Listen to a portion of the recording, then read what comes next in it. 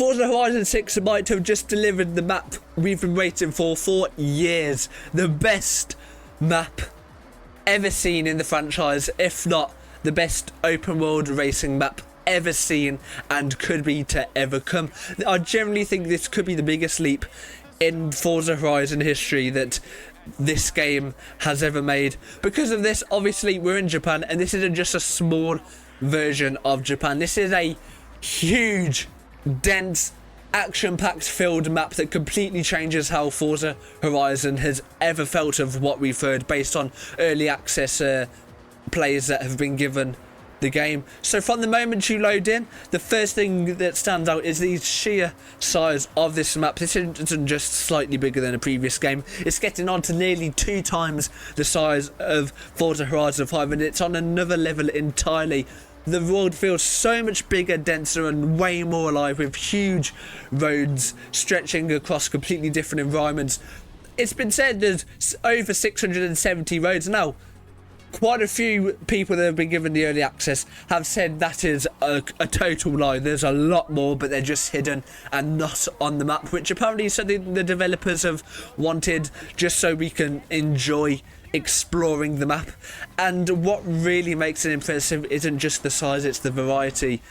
Due to the size of Tokyo City being over 5 times the size of any Forza Horizon map. Obviously, just looking at it, it may not visually seem this, but just based on footage, the detail that has been included into building this city is where the size comes from. Every road feels like it's been carefully designed and just a filler for a piece of land. The detail is insane. Every turn you take, there's just stuff everywhere to create a literal city, or a literal working city. Every road feels like it has a purpose, whether that's for high-speed racing, cruising, or technical driving. The highways are awesome, to be honest. I mean, they're nowhere near as wide as most of the Forza Horizon games, to be honest. With 3 lanes in Forza Horizon 6, they are actually quite a good width that I like, to be honest. I know within most of the Forza games the roads are massive. However, this one, it does have some wide roads, but there are loads of really thin roads, which I love, and that's what Forza has been lacking for quite a while. But let's talk about the biggest highlight, Tokyo City, because this is easily one of the most detailed cities ever seen in a Forza Horizon game. It's not just a small selection of buildings like previous titles. This is a dense, fully drivable city environment that feels alive in a way Forza Horizon has never managed before, which everyone is saying it feels so much more different. You've got tight side streets with multi-lane highways, neon lit districts, and areas clearly inspired by real life locations. At night time, the entire place lights up with reflections and traffic that actually makes it feel like you're driving through a real city. I know in most Forza Horizon games, traffic was such a huge issue. This one, however, I want to say they may have just fixed the problem. Now, obviously, it's not rampacked like No Hesi or whatever, but there's a clear amount to make it feel alive, but also available for you to go racing straight down the highway, top speed runs. Even though it might be a bit harder now, I think it's going to pay off brilliant. And the road design here is a huge step. You're not just driving in straight lines like some of the maps. There's constant variation. 1 second you're weaving through tight corners on the highway, next you're flat out. It feels fast, technical, and honestly perfect for both racing and drifting, depending on if you're on the highway, some of the time attacks, or just casual cross roads and stuff. And speaking of drifting, once you leave the city, that's where things get even better. On the north side of the map in the countryside, there are loads of winding, twisting turns which are perfect and packed with potential for awesome drifting and drift zones. We're talking long winding roads insane elevation changes, especially as you get up to the snow ski resort biome, and proper towed roads that look like they've been designed specifically for drift builds, which I cannot wait to be drifting some awesome drift cars down this.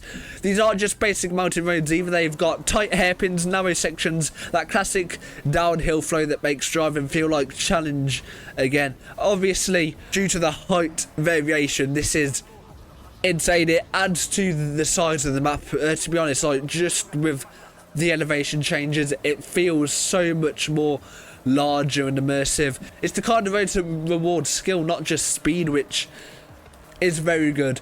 And then you've got the open areas, wider roads, which could be too wide, but then with the variation with width, I think it's fair enough, you know. Huge farmland detailed areas, industrial zones, the docks. It's giving you all the space to just push the cars to their limits and simply have a fun time playing the game.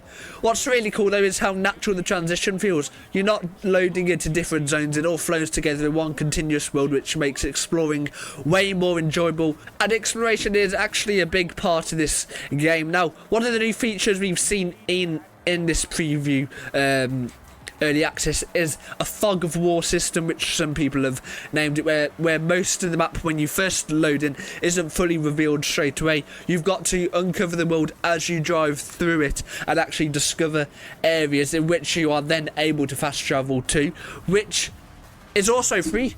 Whether that's going to be the same when I can actually play the game, when we can play it, I'm not too sure of. But if you want to get from one side of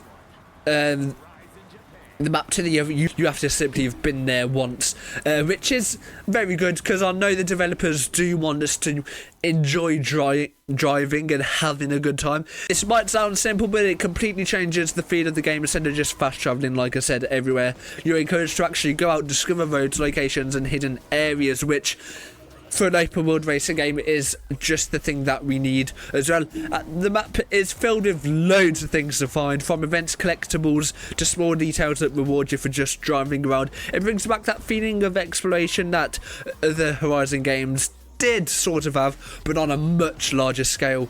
Now, another thing that really stands out from what we've been seeing is the insane level of detail. This generally could be the most realistic map that we've ever seen. There's small touches everywhere, things like proper Japanese road signs, realistic building designs, vending machines, car parks, even gas stations, which we've been wanting for ages.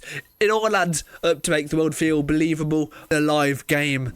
And then there's the seasonal environmental detail. Now, obviously, this early access that we've seen has been taken in spring. I can't wait to see what the other seasons do look at, but you do have the areas that are completely different depending on where you are, from city lights reflecting off the wet roads, which look insane, to the rural areas like the snow biomes with a much calmer atmosphere, to higher regions as well. There are even hints of seasonal visuals as well, like the cherry blossoms, which obviously being spring, what we've seen at the moment, they are blooming as ever. Whether that's going to be the same, I doubt it will be in the winter, but only time will tell when we've got the game. But realistically, it adds so much more personality to the map. It's not just a place to race anymore, it feels like a place you want to spend time in, and a game that you want to play and just drive around, enjoy, roleplay and just do all sorts of things. And I think that's the biggest difference with this map compared to previous Horizon games. It's not just about being bigger, it's about being a whole lot more immersive. Everything feels connected, more detailed and more thought out, like the map has been designed to keep you engaged no matter what sort of driving you enjoy, whether it's drifting, which you'll be able to go to loads of different sort of tracks and stuff, or just technical driving roads for that drifting, whether you're into high speed runs, which I'm sure the highway is perfect for. Despite having quite a few turns, I think you can really get some speed going. Cruising just around, you know, or just exploring, there's something here for everyone. And based on what we've seen so far, this could easily be, like I said, the best map in the entire Horizon series, and possibly the best map that might ever be seen. But of course, this is all we've seen from the early access, so things could change. However, if this is the level they're already showing. The full release could be something seriously special. So yeah, Forza Horizon 6 isn't just a copy and paste of Forza Horizon 5. It looks like a complete evolution of the formula, and honestly, I can't wait to get behind the wheel for myself. So, what are you most excited for? Let me know in the comments. Is it Tokyo Street Racing, the mountain roads, drifting in Tokyo? And do you think the map is, well, obviously it's better than Forza Horizon 5, but is this the best map we have ever seen? Let me know. And if you want more Forza Horizon 6 content like this, make sure to like and subscribe, because there's a lot more coming soon. Even though I haven't got access to the game, it's not stopping us from just seeing images and talking about the game as a whole. So, I hope you all enjoyed, and I'll see you all in the next video. Bye.